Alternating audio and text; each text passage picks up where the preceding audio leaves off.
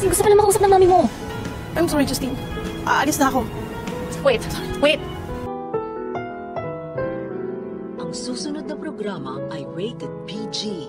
Ito ay nangangailangan ng patnubay at gabay ng magulang para sa mga batang manunood.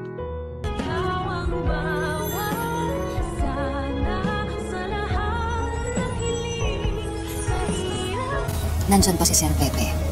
Gagaling siya.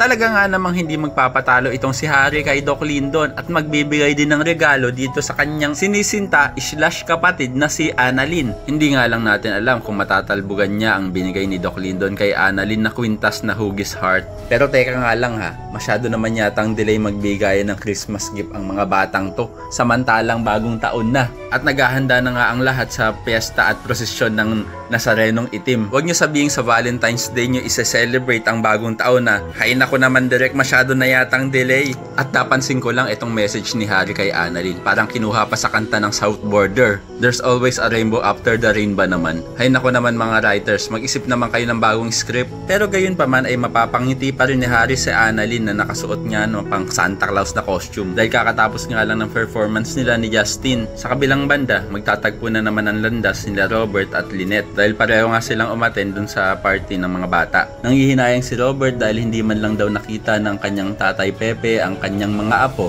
na sila Justin at Annalyn na magkasama. Pero ang paalala ni Lynette kay Robert na hindi pa naman daw patay si Lolo Pepe kaya naman may pag-asa pa rin makita niya ang kanyang mga apo. Pero parang nawawala ng pag-asa itong si Robert at sasabihin niya kung paano daw kung hindi na magising ang kanyang tatay. Samantala, nang makita naman ni Justin ang kanyang nanay Giselle dun sa venue ay parang papaalisin niya pa ito.